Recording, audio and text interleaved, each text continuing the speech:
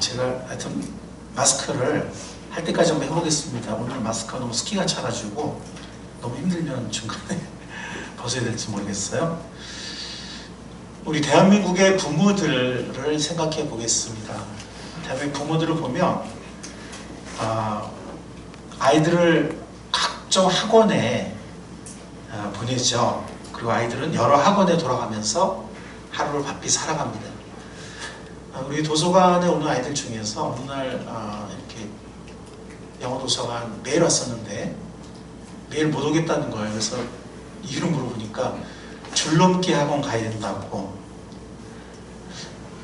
여러분들 줄넘기 학원 있는 거 아시죠? 네. 그래서 참 대한민국에는 학원도 많다. 저는 줄넘기 그냥 저녁에 저녁 먹기 전에 먹고 나서 이렇게 산책도 하고 얘기도 할 겸 그냥 엄마랑 줄넘기 하면 될 것 같은데 그걸 굳이 학원을 보내야 되나?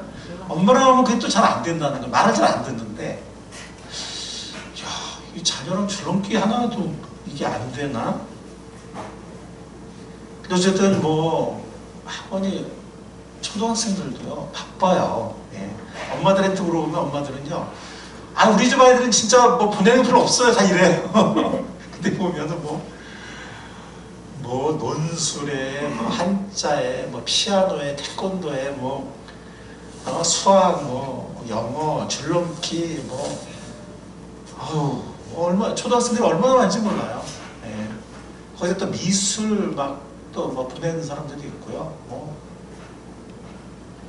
그러니까 집에 오면 아이들이 지치는 거예요. 우리 영어 도서관도 보면은 4시 반 5시 오는 애들 벌써 눈동자 풀려서 와요. 벌써 힘들어. 애들은 무슨 한 2군데 거쳐온 거예요. 예.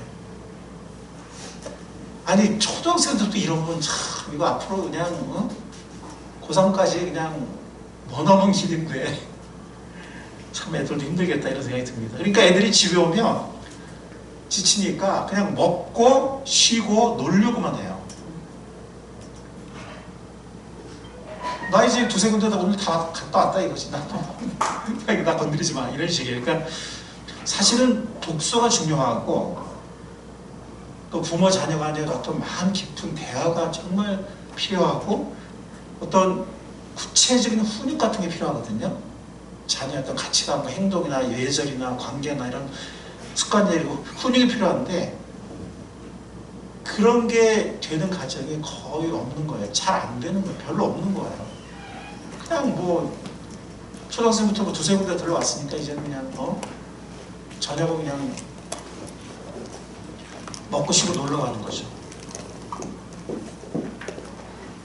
또 자녀들을 위한 마음이 끔찍하다 보니 많은 경우 아이들에게 엄마들이 져요. 네. 근데 이 진단 건 뭐냐면 소리 지르는 거랑 전혀 관계없어요. 네. 소리 지른다고 이기는 게 아니에요. 그냥 엄풍 거죠. 네. 진짜는 아이들이 이겨요. 네. 아이들이 원하는 대로 가는 거예요. 시험 때는 더더욱 그러죠. 네. 그래서 요즘 아이들을 소형제라고도 하잖아요. 작은 형제. 네. 성적만 잘 나오면 그게 중요한 거예요. 그래서 부모들이 자녀의 성적은 중시하지만 예절과 좋은 습관과 품성에 관한 교육은 소홀해요. 근데 과연 아이들이 올바로 교육되어 있는 건가요? 네. 제가 지금 시간 관계상 통계라든가 이런 거 많이 들진 않겠지만 그냥 우리가 생각하면 알아요. 우리 아이들이 초등학교, 중학교, 고등학교 한 2학년 때까지는 전 세계에서 어떤 지식이나 또 어디 가서 뭐 시험을 보거나 그러면 세계에서 탑 클래스예요. 거의 뭐 1, 2, 3등 안에 돌아가요. 모든 과목. 유학도 이렇게 작은 나라인데 이 거대한 중국이나 우리보다 뭐 인구가 뭐 2.5배가 정도 되나요? 일본 이런 나라들하고 인도 얼마나 인구가 많아요. 그런 나라들하고 유학생 숫자가 비슷해요. 엄청난 교육열이죠. 자, 한국에서 이렇게 아이들을 어렸을 때부터 이렇게 엄청난 교육열과 이렇게 했는데 대학을 졸업하고 일단 대학에서 한국 아이들은 미국의 아이비 리그에서 46%가 중도 탈락을 해요. 이 책인 걸 책 읽지를 못하고 그런 다양하고 창의적이고 자율적인 교육을 소화를 못해요. 그냥 시험만 잘 봐, 시험. 근데 미국 대학 시험 잘 안 보거든요. 책 많이 읽어와서 자기 의견을 토론하고 발표하고 프로젝트하고 뭐 이러지. 근데 우리 학생들은 암기 잘하고 시험 잘 치고 그런 거 잘 안 하거든. 일단 책을 못 읽고 아이빌리그면은 한국에서 정말 엘리트급 아이들이 갔을 텐데 한국을 대표하는 걸 아이들이 갔을 텐데 탈락률이 46%. 이거는 뭐 그 어느 나라도 이런 비율이 없어요. 그리고 대학을 졸업하고 나서 전 세계적으로 인재가 거의 없어요. 그러니까 뭐가 나오면 막 신문에 나오는 거예요. 어디 뭐 확장됐다, 뭐 어디에서 뭐 어디 들어갔다, 뭐 무슨 상 받았다. 이게 다른 나라들은요 하도 많아서 뉴스도 안 나와요. 부통령쯤 되면 나올까. 네. 그리고 정말 요즘에는 전 세계적인 글로벌 기업들이 굉장히 중요하잖아요, 그죠? 창의적인 글로벌 기업, 페이스북이나 뭐 구글이나 뭐 아니면 최첨단 뭐 그런 기업, 애플이나 유학생 숫자가 비슷한데 한국 학생들이 중국이나 인도 사람들보다 몇십 분의 1 내지 몇백 분의 1밖에 안 돼요. 그런데 들어가 있는 비율이. 왜 그렇습니까? 이 글로벌 시대가 요구하는 인재가 아니라는 거예요. 일단 스카우터들이 혹은 면접관들이 이렇게 보면 한국 애들은 눈치를 본대요. 저 사람이 나한테 무슨 대답을 원할까? 시험 치면 이게 어느 게 찍어서 뭐가 답일까? 나의 주관과 창의성과 어떤 그런 것들이 있어야 되는데 그런 게 거의 없다는 거예요. 그래서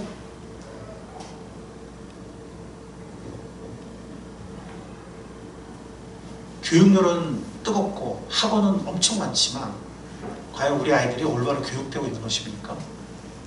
진짜 인재로 우리 아이들을 세워야 됩니다. 인재에게 필요한 어떤 배려할 수 있는 능력, 공감, 또 때로는 인내할 수 있는 힘, 절제와 부지런함, 자기 주도성, 창의성. 요즘에 서번트 리더십이라는 말 쓰죠. 섬기는 자가 리더가 된다고요. 섬기는 자세, 하나님과 이웃을 향한 사랑, 올바른 가치관, 용기와 신념, 겸손, 용서할 수 있고 화해할 수 있는 능력, 협동심, 이런 것들이 인재가 가져야 될 그런 모습들이거든요. 이런 것들이 과연 우리 아이들에게 교육이 되고 있냐 이거예요.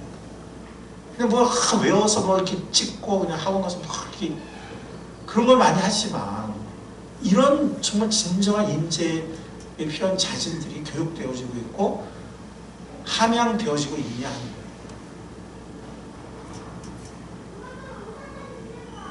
이런 교육을 하는 데가 있습니까? 학교에서 과연 이런 걸 합니까? 학원에서 합니까? 가정에서 잘 되고 있습니까? 학교도 학원도 소홀히하고 있습니다. 점수가 중요할 뿐이에요. 암기 잘하고.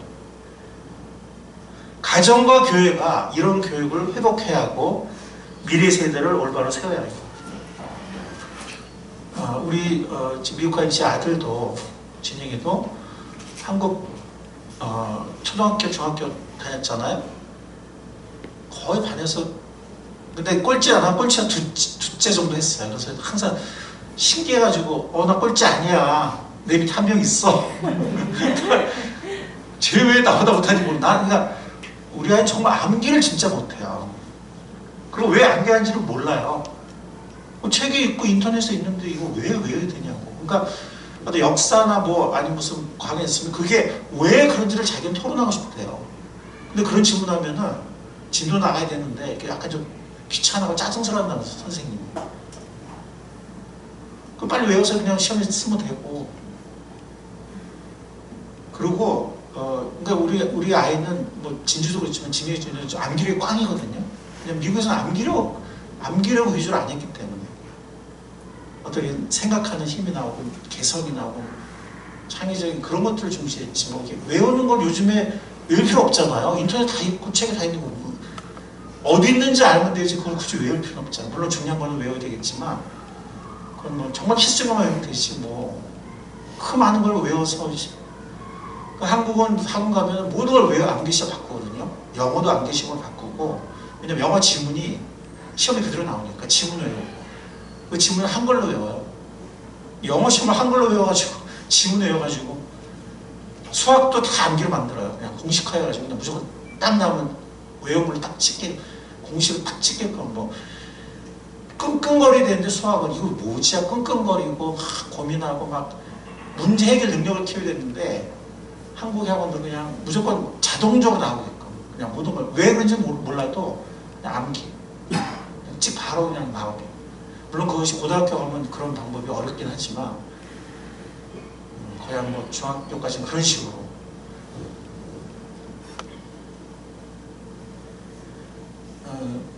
근데 우리가 지금 뭐 미국 가서는 뭐 잘하고 있어요 보니까 올레이 받고 또 지금도 뭐. 근데 어쨌든 그 아이가 하는 일이 중학교를 딱 가지 초등학교는 그래도 뭐 약간 널널하니까 우리 애는 뭐 학원도 안 가고 널널하니까 애들 노는 재미와 그냥 뭐 갔어요. 선생님들도 뭐 괜찮고 있을 때는 갔는데 중학교 딱 가더니 아침마다 가기 싫다는 거예요. 학교가 아니래. 왜 가야 되니? 그냥 일방적인 강의 듣고 질문도 뭐 별로 안 좋아하고 질문도 좀 약간 우리 아이가 좀 어떤 데는 저도 대답하기 힘든 질문을 해요.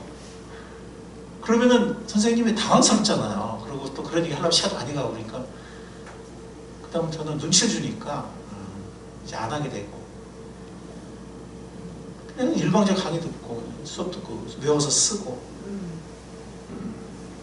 그 책에 다 있고 이틀 있는데 왜 가야 되냐고. 그리고 이렇게 성적을 다 안 돼요. 애들도 하고 선생님도 다 안 돼요. 원래 그 발표는 안 하는데 어떻게 다 안다고 그러더라고요. 그리고 등수가 거의 꼴찌에서 첫째, 둘째잖아요. 자기를 무시한 게 느껴진대. 그냥 그 점수 이렇게 해서 그 앞에 있는 애들만 이뻐 이렇게 느껴진대. 자기를 이렇게 무시한 게 느껴진대. 그 시간에 자기 집에 책 읽고 싶대요. 왜 가야 되냐.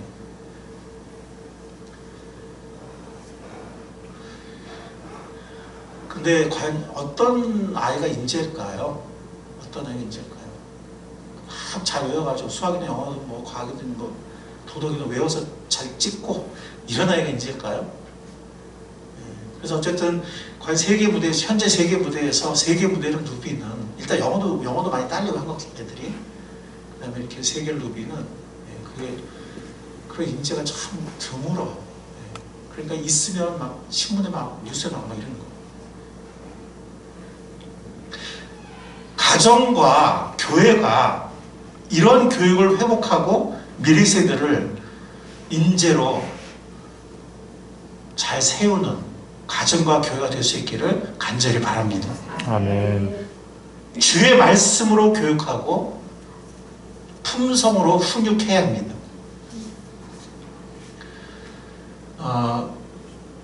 제가 아까 말씀드린 그 내용을 요약한 거죠. 네, 그래서 이 신앙교육과 품성교육이 얼마나 중요한지 우리가 생각을 해야 됩니다. 오늘 에베소서 이 6장 말씀을 보면 자녀에게 상처를 주지 말라는 거예요. 노엽게 하지 말라는 거예요. 그 다음에 주님의 교훈과 훈계로 양육하라 혹은 교육하라 이렇게 말씀했습니다. 뭐라고요? 자녀에게 뭘 주지 말라고요? 상처를 주지 말고 주님의 교훈과 훈계로 교육하라. 먼저 자녀에게 이 말씀이고 에베소 6장에서 우리 다 좀 읽어보겠습니다. 시작. 아버지 된 이 여러분의 자녀를 노엽게 하지 말고 주님의 훈련과 훈계로 기르십시오. 고대 사회에는 아버지가 교육을 책임졌어요. 요즘 한국 현대 사회는 누가 교육을 책임질까요? 엄마가 책임지는데 원래는 아버지가 책임을 져야 돼요. 물론 구체적인 것들은 엄마가 하더라도 큰 방향과 줄기 이런 것들은 아버지가 책임을 져야 돼요. 그래서 여기 아버지는 여러분 하는 거는 뭐 엄마는 빠진다는 얘기가 아니야. 아버지가 대표한 거, 부모를 대표한 거예요. 자, 노엽게 하지 말라는 거는데 이건 뭐냐면 자녀에게 상처를 주지 말라는 겁니다. 언제 상처를 줍니까? 부모의 기대치가 너무 과하고 부모 자신이 성급하고 욕심을 부릴 때 자녀에게 상처를 주기가 쉬워요. 자, 이 말은 뭐예요? 부모의 기대치가 과하고 부모가 성급하거나 욕심을 부린 경우가 많다. 이 말은 뭐죠? 대한민국의 거의 모든 부모가 그래요. 이렇지 않은 부모가 소수예요. 다수는 부모 기대치가 높아, 자녀에 대해서.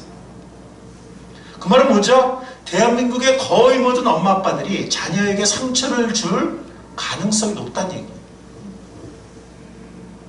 예를 들어서 반사적으로 화를 벌컥 내는 것, 지나치게 심한 말, 혹은 모욕감을 느끼게 하는 말, 비꼬는 말, 잔소리,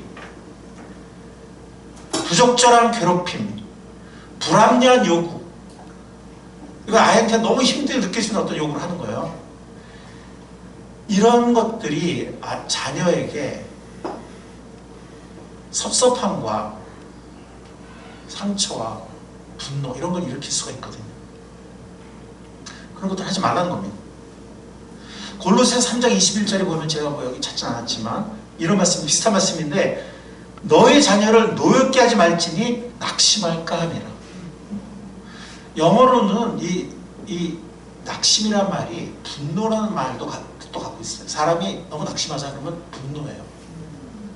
자녀를 그렇게 만들지 말라는 거예요. 그리고 그걸 하지 말고 그럼 뭘 해야 되느냐?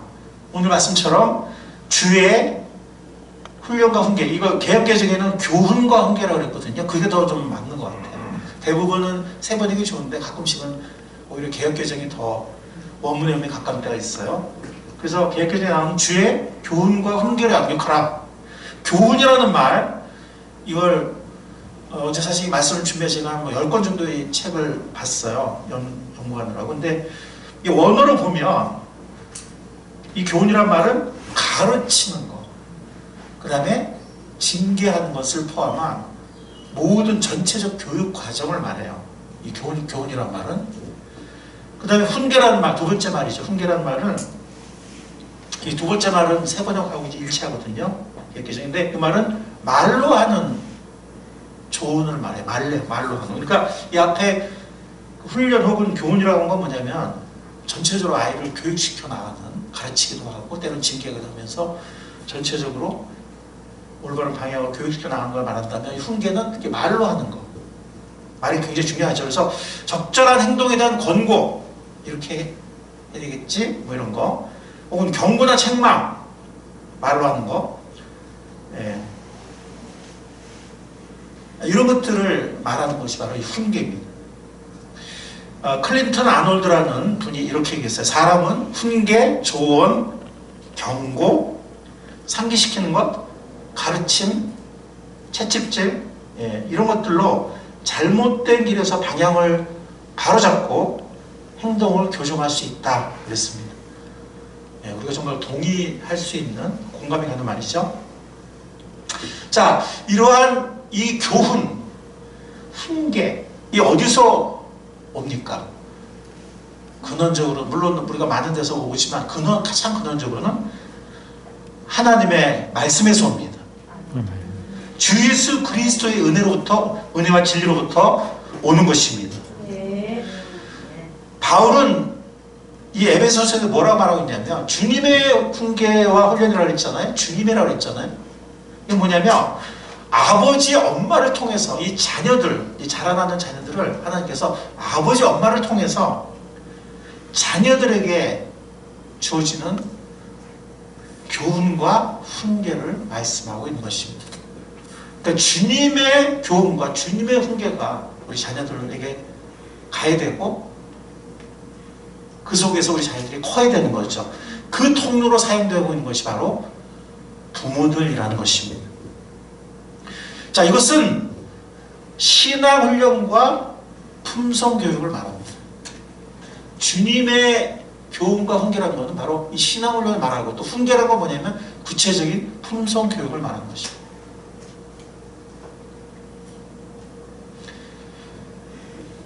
그래서 아까 제가 말씀드린 것처럼 이 품성 교육이 정말 중요합니다.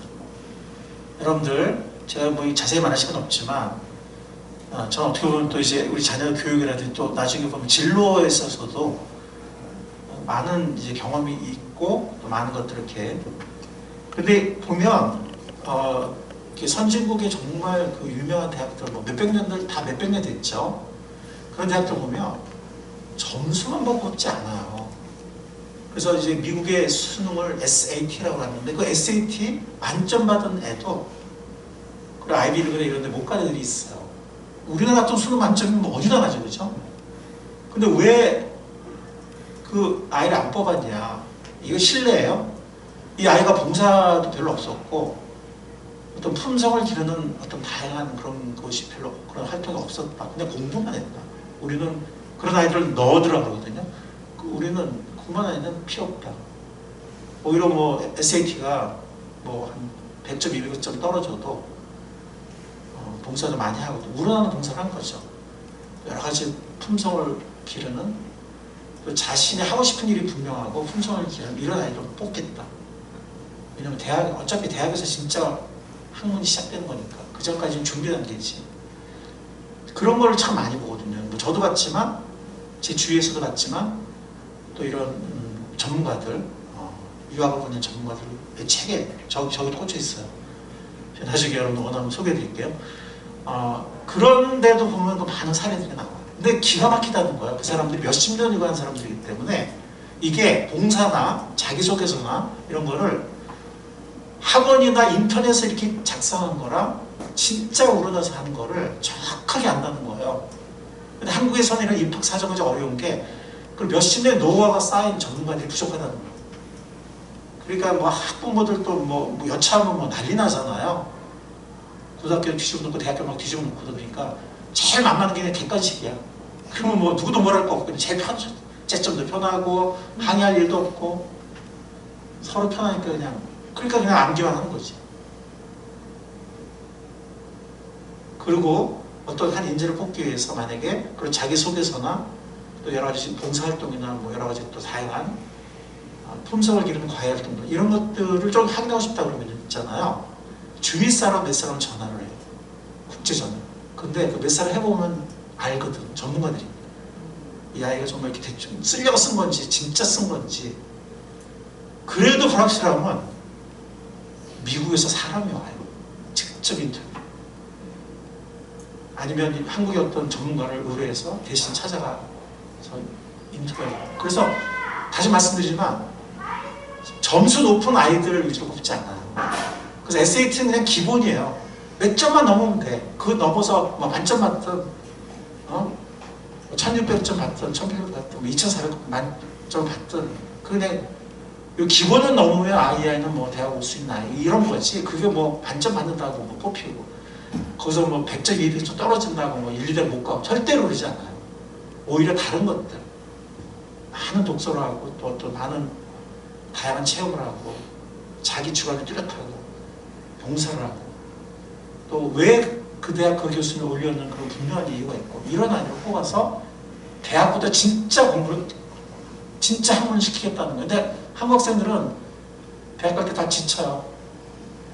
그래서 한 학기, 두 학기 놀고서 그 다음에 하루 취업 준비로 들어가요. 스펙 쌓고 외국어 시험 점수 따고 그리고 뭐 학문, 상아탑이라 학문의 세계나 혹은 어떤 깊은 어떤 철학이나 아니면 정말 전문성 이런 것들이 하기에는 일단 취업부터 해야 되니까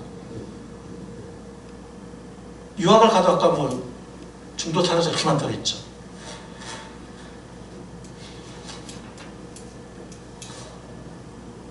우리 아이들을 정말 인생에서 성공하고 또 정말 하나님 앞에 또 이 사회에서 쓰임받는 인재가 그냥 암기잘해서 점수만 있지 않다고 시험 잘 치 이런 아이가 아니라 그 다음에 주위에 들고 그런 아이가 아니라 진짜 하나님 기뻐하시고 또 필요한 인재로 키울 수 있는 우리가 될 수 있기를 간절히 바랍니다. 아멘. 그게 진정한 성공입니다. 그래서 거기에는 공동체가 필요해요. 우리 부모들의 노력만으로는 부족할 수 있다는 거죠. 힘들 수 있다는 거죠. 불가능하다는 얘기는 아닌데 쉽지 않아요. 그래서 우리 잠언 1장 오늘 아까 읽었잖아요. 거기 보면 내 아들아, 잠언 3장 오늘 본문을 보면 제일 처음에 내 아들아 이렇게 시작하죠. 그죠? 이 내 아들아, 이 아들이 정말 가정의 아들을 말하는 건지 아니면 스승이 제자에게 이렇게 말하는 건지. 여러분들 그 세번역에 잠언 1장 8절 이렇게 보면은 뭐라고 돼 있어요? 각주가 뭐라고 돼 있어요? 아이들아, 여기 아이들아 그랬잖아요. 그죠? 잠언 1장 8절 세번역 아이들아 그랬죠. 그죠? 근데 이게 세번역에는 내 아들아 그랬죠. 아들아라고 돼 있죠. 그죠? 근데 세번역 1장 8절 밑에 보면 뭐라 그랬어요? 히브리어는 내 아들이다. 이렇게 돼 있고 스승이 누구를 부른 말이라 그랬죠? 스승이? 제자를 부른 말 이렇게 돼 있죠. 그죠? 그래서 우리나라 세번역은 이 내 아들아 이것이 가정 안에 진짜 친아들, 꼭 친아들이 아니고 스승이 제자를 부르는 말이다 라고 이렇게 각주를 달고 있어요. 근데 사실 제가 어제 이렇게 쭉 주석을 보고 이렇게 쭉 보니까 이거는 뭐 학자들의 통일된 의견은 아니고요. 두 가지 견해가 있어요. 그러니까 진짜 가정에서의 아들, 아버지가 아들에게 아니면 공동체에 있었던 스승이 제자를 부르는 말, 둘 다 가능성이 있어요. 근데 중요한 거는 가정에서 아버지가 자녀들에게 부르는 말이 제외되진 않아요. 그걸 포함해서 좀 더 광범위하게는 공동체 안에서 미래 세대를 키워가는 그것까지 포함한다는 거죠. 어느 하나가 제외되는 게 아니고. 여러분들 디모데 아시죠? 예. 그래서 잠언 4장에 보면 디모데 하기 전에 잠언 4장을 보면 요건 3장 다음에 있어요. 예. 요건 뭐라고 되냐면 아이들아 너희는 아버지 형제를 잘 듣고 명철 얻도록 귀를 기울여라. 내가 선한 도리를 너에게 전하니 너희는 내 교훈을 저버리지 말아라. 보세요. 나도 내 아버지에게는 아들이었고 내 어머니 앞에서 하나뿐인 귀여운 자식이었다. 아버지는 내게 이렇게 가르쳤다. 내 말을 네 마음에 간직하고 내 명령을 지켜라. 네가 잘 살 것이다. 지혜를 얻고 명철을 얻어라. 내가 친한 말을 잊지 말고 어기지 말아라. 지혜를 버리지 마라. 이것이 너를 지켜줄 것이다. 지혜를 사랑하라. 이것이 너를 보호해 줄 것이다. 지혜가 으뜸이다. 이렇게 얘기하는데 보면 뭐라고 그랬죠? 나도 우리 아버지 엄마에게 교훈을 받고 훈계를 받았다는 얘기예요. 그러니까 할아버지 할머니가 있는 거죠. 그래서 이 말씀은 할아버지 할머니 어머니 아들을 포함한 경건한 가정이 가정의 영적 유산과 품성 교육의 유산을 전수하는 모습을 보여주고 있어요. 그래서 이 잠언은 경건한 부모의 입술, 내 아들아 라고 이렇게 표현하면서 거기에 지혜를 담아서 그들을 통해서 이스라엘의 모든 젊은이들을 지혜를 전수하려고 했던 그런 모습을 볼 수가 있습니다. 여러분들 그 디모데 아시죠? 디모데 바울의 사랑하는 영적 아들이죠. 그죠? 근데 이 영적 아들이 바울의 훈련으로만 큰 사람이 아니에요. 디모데후서 1장 5절에 보면 뭐라 했냐면 이는 내 속에 거짓이 없는 믿음 나는 그들 속에 있는 거짓 없는 믿음을 기억합니다. 디모데후서 1장 5절이에요. 그 믿음은 먼저 그대의 외할머니 로이스와 어머니 유니게 속에 깃들어 있었는데 그것이 그대 속에도 깃들어 있음을 나는 확신합니다. 그러니까 외할머니로부터 내려온 그러니까 어머니만 이 디모데를 양육한 게 아니에요. 할머니도 같이 양육을 한 거예요. 믿음의 본을 보이면서. 근데 오늘은 지금 너무 핵가족이잖아요. 그냥 대가족이 별로 없잖아요. 교회가 우리 자녀들에게 정말 소중한 대가족이 될 수 있기를 바랍니다. 아멘. 초대교회 예배의 삶 제가 여기 가져왔지만 여기 보면 1세기 교회 예배 이야기라는 게 있잖아요. 여기 보면 아이들이 초대교회 예배와 교제 속에 같이 있었어요. 갓난아기 때부터. 그냥 어렸을 때부터 그냥 그 공동체 예배와 그 교제 속에서 큰 거예요. 말씀도 듣고 찬양도 듣고 하면서 큰 거예요. 한번 여러분들이 시간이 나면 1세기 교회 예배 이야기 한번 읽어보시기 바랍니다. 1세기 교회 예배 이야기. 인성교육이 정말 중요합니다. 품성교육이 중요합니다. 근데 그것이 부모가 중심을 잡아야 되는 건 맞아요. 그러면서 또 공동체 같은 교육 철학을 공유하는 공동체 안에서 또 이런 품성 교육이 제대로 훈련되고 또 전수되는 것입니다. 그래서 아까 제가 말씀드린 제가 미사모라고 아까 제가 약자를 만들어 봤는데 미래 세대를 사랑하는 모임 혹은 미래 세대 사역을 위한 모임 뭐 이렇게도 할 수 있고 둘 다 뭐 미사모라는 약자가 나오는데 이런 모임을 했으면 좋겠어요. 왜냐하면 이게 뭐 목회자 혼자 되는 것이 아니고 그죠? 예, 가정에서 중심을 잡아야 되기 때문에 또 공동체에서 서로 좀 영향을 주고 교회에서 또 이렇게 좋은 영향을 주는 그런 것이기 때문에 함께 힘을 모으는 거예요. 지혜를 모으고 또 같이 힘을 모으고 또 함께 분담, 협력하고 그래서 아이들을 신앙교육과 품성교육을 통해서 세워가는 또 영어 도서관은 실제 또 영어를 잘할 수 있도록 끌어주기도 하잖아요. 그죠? 그래서 품성교육과 공동체 교육이 이루어지는 우리 공동체가 되어지기를 간절히 소원합니다. 자, 아까 제가 신앙교육과 품성교육을 말씀드렸잖아요. 그죠? 이스라엘 공동체에 이루어지고 초대교회에서 이루어졌던 신앙교육과 품성교육. 이거는 신앙교육을 말해요. 신명기 6장 굉장히 유명한 구절이에요. 당신들은 마음을 다하고 뜻을 다하고 힘을 다해 주 당신의 하나님을 사랑하십시오. 이건 부모들에게 하는 말이에요. 내가 오늘 당신들이 명한 이 말씀 마음에 새기고 이거 뭐라 그랬죠? 자녀에게 부지런히 가르치며 아멘? 자녀에게 부지런히 가르치며 집에 앉았을 때나 길을 갈 때나 누웠을 때나 있을 때나 언제든지 가르치십시오. 또 당신들은 그것을 손에 메워 표로 삼고 이마에 붙여 기호를 삼으십시오. 문설주와 대문에 서서 붙이십시오. 실제로 이스라엘 가정들은요 이렇게 많이 붙여요. 정말 중요한 말씀입니다. 이 말씀부터 붙여요. 그리고 여기 머리에 미간에 요 정육각형 같은 함이 조그만 함이 있는데 그걸 달고 다녀요. 여기 옷술에도 달고 다녀요. 그걸 테피린이라고 그래요. 테피린. 열어보면요 4가지 중요한 구약 말씀이 거기 십자가가 되어서 거기 이렇게 담아놨어. 꼬깃꼬깃 해가지고. 근데 이 말씀을 문자적으로 그대로 순종하는 거예요. 유대인들이. 손에 메어 표를 삼고 이마에 붙여. 실제 이마에 붙인다니까요. 정통 유대인들은. 이 옷술에 달고. 근데 이 4가지 구약이 정말 중요한 말씀을 새겨서 거기 이렇게 담았어요.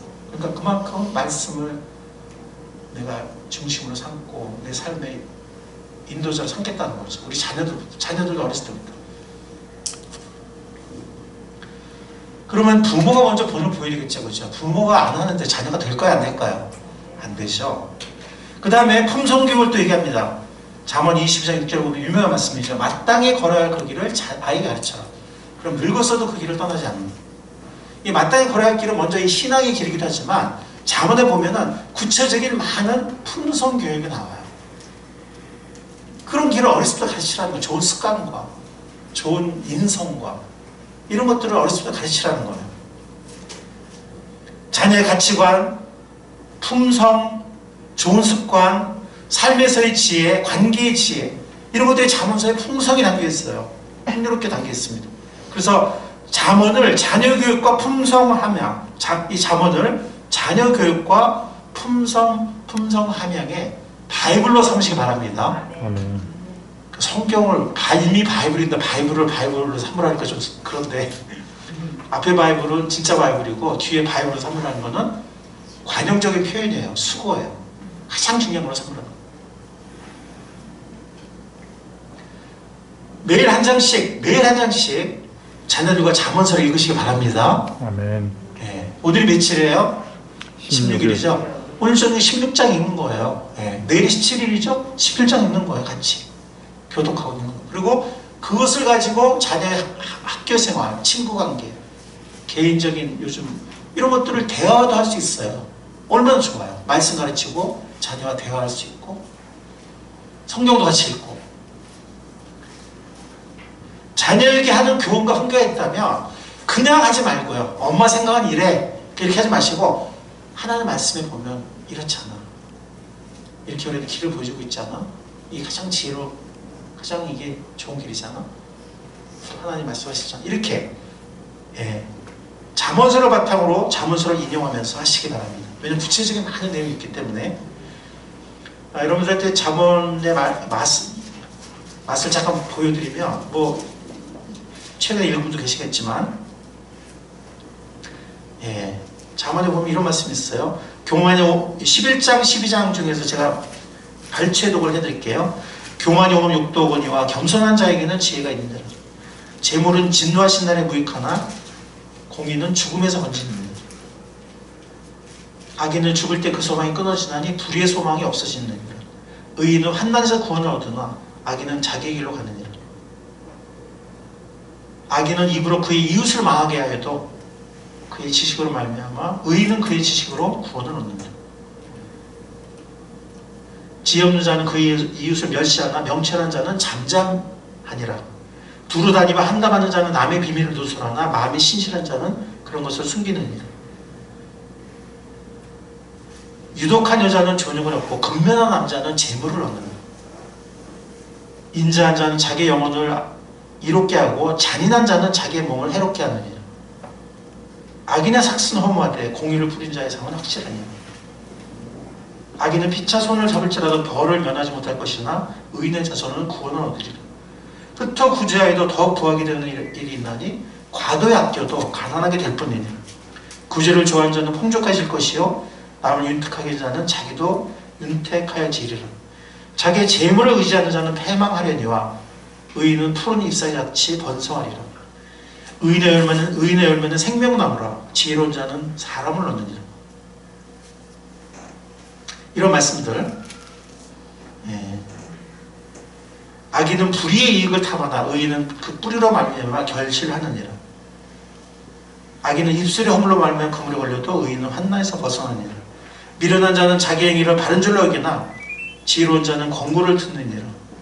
미련한 자는 당장 분노를 나타내거니와 슬기로운 자는 수욕을 참느니라. 지혜로운 자의 혀는 양약과 같으니라. 진실한 입술은 영원히 보존되거니와 거짓 혀는 잠시 동안만 있을 따름이니라. 악을 꾀하는 자의 마음엔 속임이 있고 화평을 원하는 자에게는 희락이 있느니라. 뭐 너무나 좋은 말씀이 많은데요. 근심이 사람의 마음에 있으면 그것으로 번뇌하게 하나 선한 말은 그것을 즐겁게 하느니라. 제가 지금 뭐 잠깐 예를 들었지만 이 잠언에 보면은요, 삶의 여러 영역에서 정말 어떤 것이 올바른 길이고 진리이고 지혜인지를 구체적으로 가르치고 있거든요. 그래서 잠언을 하루에 한 장씩 한 달에 한 번 읽죠. 그죠? 한 달에 한 번 읽고 1년에 12번 읽어요. 그렇게 하는 가정은 올바로 세워지고 또 그렇게 하는 자녀들은 반드시 성공한다, 이런 말이 있습니다. 그렇게 하시기 바랍니다. 그래서 잠언 1장 실제로 보면 하나님을 경외하는 것이 지혜와 지식의 근본이라고 했어요. 그러니까 이 신명기에서 말하는 이 신앙 교육이 뿌리가 되어야 되겠고, 또 이 잠언에 말하는 구체적인 품성 교육이 이루어지면 정말 우리 자녀들이 잘 세워져 나갈 수 있겠습니다. 자, 이제 두 번째, 부모 경영의 원리입니다. 오늘 말씀 에베소서 6장 1절로 3절을 보면 내 부모를 공경하라고 말을 하죠.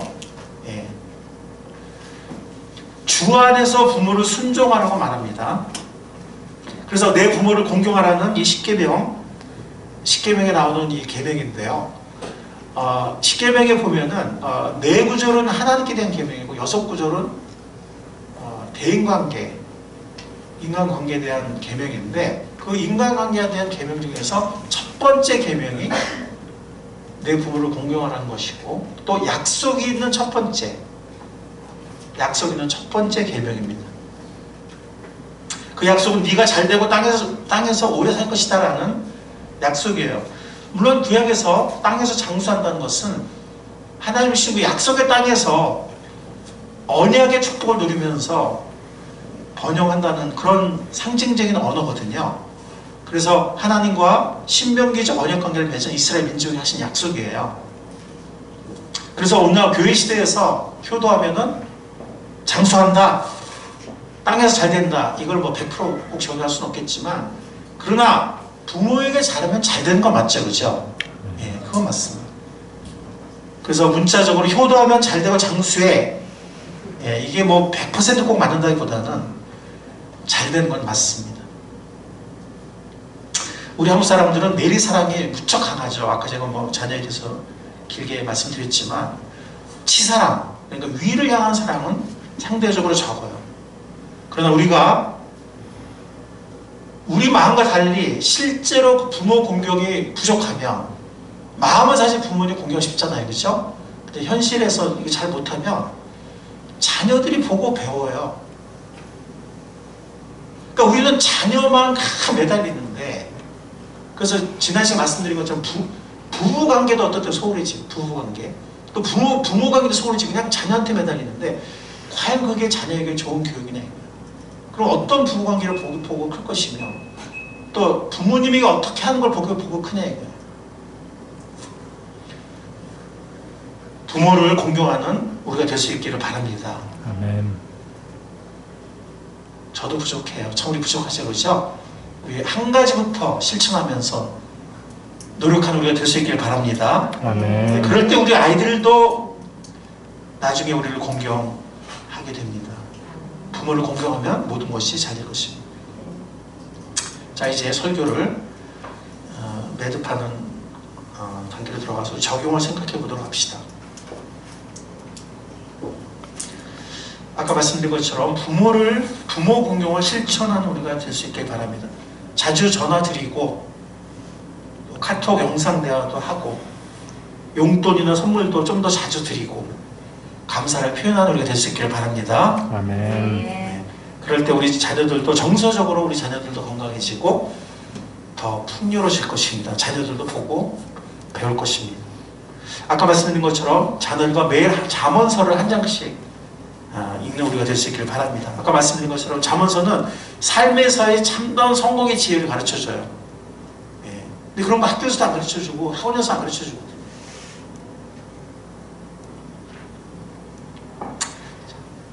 정말 지혜의 근원이 하나님을 경외하는 것이라는 거, 지혜의 근원이 지혜와 지식의 근원이 하나님을 경외하는 것이라는 거, 그리고 구체적으로 어떤 삶의 길을 선택하고, 또 구체적으로 어떤 상황에서 어떻게 행동해야 되는지, 그런 품성과 지혜를 함양해주는 귀한 책입니다. 결혼생활의 성공과 자녀교육의 성공, 사회생활의 성공을 위한 실질적인 지혜를 제공해주는 책이 바로 잠언서입니다. 자녀만 배울 뿐 아니라 부모도 잠언서를 읽으면서 성장할 수 있습니다.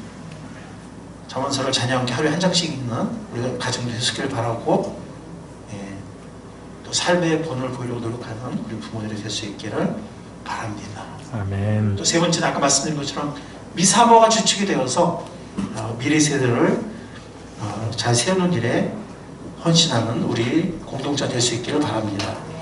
아프리카 격언으로 제가 기억하는데 이런 격언이 있어요. 한 아이를 교육하는 데는 뭐가 필요하다고요? 네, 한 아이를 제대로 잘 키워내려면 그냥 마을 전체가 필요해요. 아까 제가 그 품성 교육을 말씀드렸는데, 지금 이게 우리가 앞으로 이제 번역해서 품성 교육의 교재를 쓰려고 하는 이제 그런 건데, 여기 보니까 49가지 그 품성 자질이 나오는데 굉장히 구체적인 것들이 많아요. 뭐 사랑 이런 것도 있지만 주의력에 대하고, 그 다음에 동정심, 창의성, 또 질서를 순종하는 태도, 부지런함, 결단력, 열정, 용서하는 마음, 관용, 온유함, 또 남을 이렇게 대접하는 거, 주도권을 쓰는 거, 기뻐할 줄 아는 거, 신실함, 인내, 참을 줄 아는 거, 질서 있는 삶, 뭐 시간 지키는 것도 있고요. 책임감, 절제력, 검소한 태도, 관용, 지혜. 그러니까 이렇게 굉장히 이제 우리가 이제 번역해서 이 품성교육 하려고 하는 이것이 아주 구체적이고, 꼭 대인관계만이 아니라 한 사람의 인재로 이렇게 크는 데 있어서, 그리고 성경 구절이 있고, 또 비유가 있고, 설명이 있고 구체적인 삶의 적용이 있는 굉장히 좋은 이 품성교육의 자료예요. 그래서 앞으로 우리가 이제 우리 아이들 초등학교부터 초등학교, 중학교 이렇게 인성교육, 품성교육을 함께 잘해서 우리 아이들이 그냥 단지 공부만 잘하는 것이 아니라 플러스 신앙과 또 정말 됨됨이가 된 그런 인재로 크는데 뭐 완벽한 부모, 완벽한 아이는 없겠지만 성장하는 것이 중요할 것 같습니다. 아멘. 아멘. 부모도 성장하고 자녀들이 정말 인재를 성장해 나가는 또 그런 길러내는 우리 공동체가 될 수 있기를 주님의 간절히 소원합니다. 아멘. 아까도 말씀드린 것처럼 우리는 은혜가 필요한 사람들이에요. 네. 오늘 설교는 저도 어제 우리 가족이 한 판 했어요. 오늘 설교해야 되는데 어제 한 판 했거든요. 미치겠더라고요. 그래서 참 내가 참 이렇게 우리 인간에게 이렇게 참 죄성이 있구나. 그리고 어느 순간에는 그 언어를 통해서도 뭐든 이렇게 폭력성도 있고 참 인간이라는 게 이렇게 연약하구나. 다행히 이제 해지기 전에 화해를 하긴 했는데요. 성경이 해지기 전에 화해라고 그랬는데 근데 하나님의 말씀이 너무나 은혜가 되었어요. 우리 히브리 4장 15절 16절 보면 우리의 대제사장은 우리의 연약함을 동정하지 못하는 분이 아닙니다. 그 말은 뭐예요? 우리의 연약함을 동정하신다는 거죠. 그는 모든 점에서 우리와 마찬가지로 시험을 받으셨지만 죄가 없으신 분입니다. 그러니까 우리 시험을 받으신 분이기 때문에 물론 죄는 없으시지만 시험을 받으신 분이기 때문에 우리가 받는 유혹과 실패가 뭔지 아시고 우리를 동정하는 분이라는 거죠. 그래서 그러므로 우리는 담대하게 은혜의 보좌로 나아가자는 거예요. 주님의 보좌는 무슨 보좌라 했죠? 은혜의 보좌라 했습니다. 그러면 우리가 자비를 받고 우리는 자비가 필요한 저도 어제 주님의 자비를 마음속으로 정말 많이 감사했거든요. 은혜를 입어서 제때 주시는 뭘 받는다고요? 제때 주는 도움을 받도록 합시다. 아멘. 아멘. 우리에게 이런 은혜의 주님이 계신 것 정말 너무나 감사합니다. 아멘. 우리를 자비로 대하시고 부족한 우리의 실패를 다 동정하시고 그 은혜 보좌 나갈 때 제때 주시는 도움을 주시는 그런 주님이 우리에게 계시다는 것이 얼마나 든든하고 얼마나 감사한지 모르겠습니다. 야고보서 또 1장 5절을 보면 우리 다 같이 한번 읽어보겠습니다. 시작. 여러분 가운데 누구든지 지혜가 부족하거든 모든 사람에게 아낌없이 주시고 양보하지 않으시는 하나님께 구하십시오.